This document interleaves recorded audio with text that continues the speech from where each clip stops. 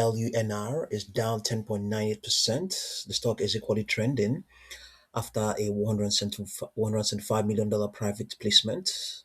Okay, so the market is debating whether this is an overreaction, and some are actually saying that it might put the company in good stead as regards anticipated NASA contracts.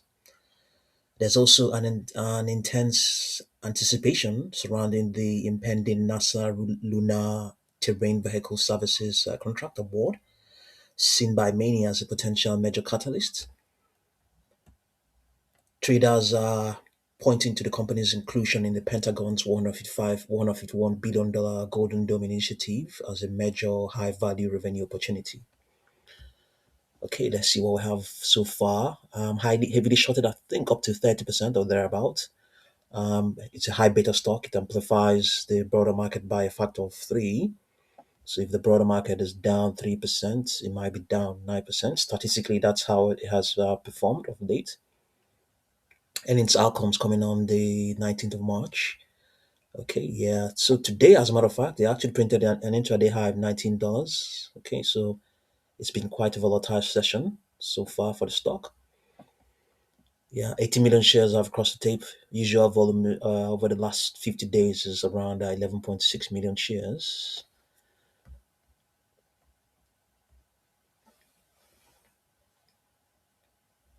Let's see what we have on the stock.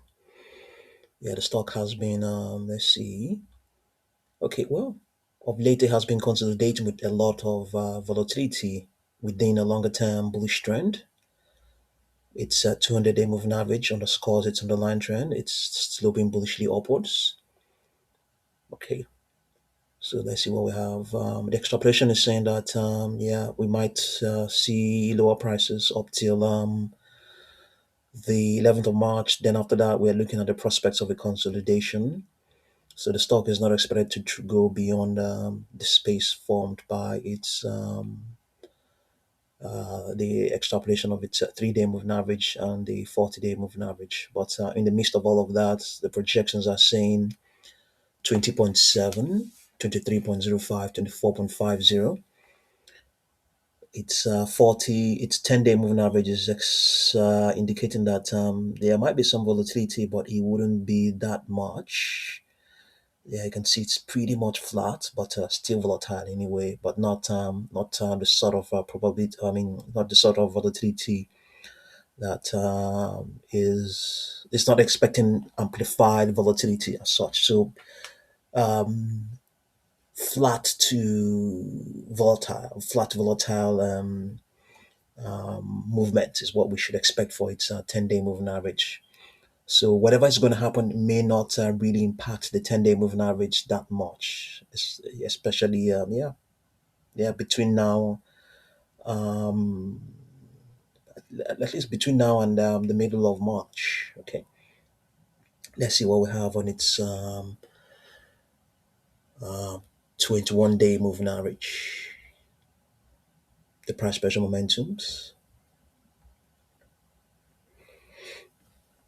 Okay, so these okay, yeah, some volatility as well, but also at the same time flat as well. Yeah, let's just say that for the two of them, the 10 and 21-day moving averages flatlining momentum is what we should expect.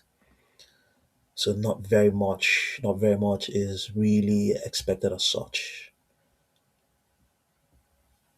If it's going to decline, it may not be with a lot of volatility. Maybe let's see, 21-day moving, 40-day moving average.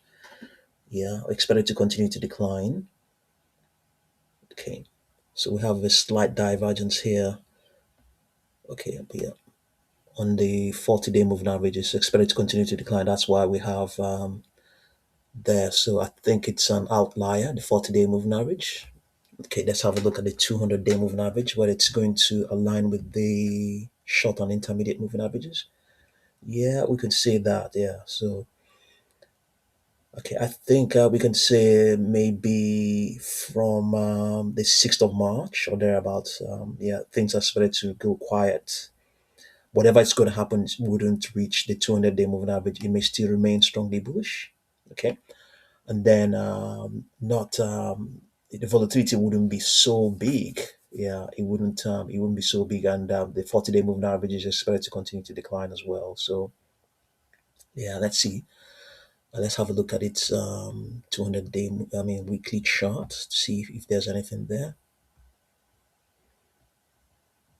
Okay, there are no extrapolations in the weekly chart. Here we can pick up the projections. We have $17.96.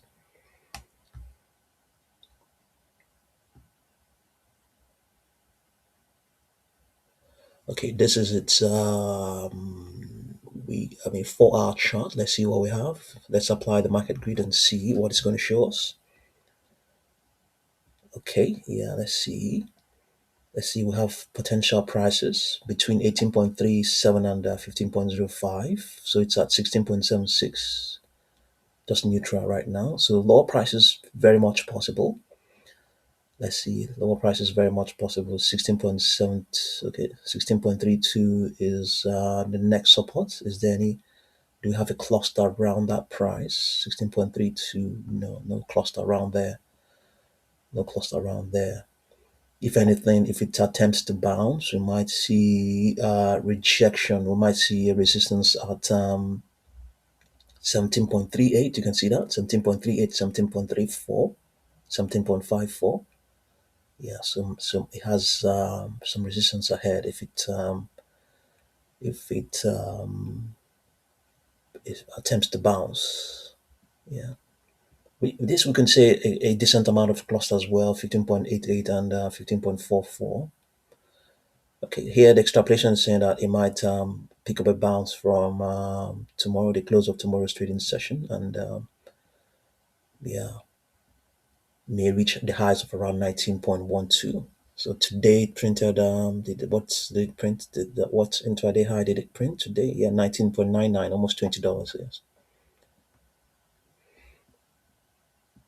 On the daily chart, I don't think we have anything on the market grid for stock on the daily chart. No, it's trading outside of that market grid. So yeah, see what you make of LUNR, and thank you very much for watching this video.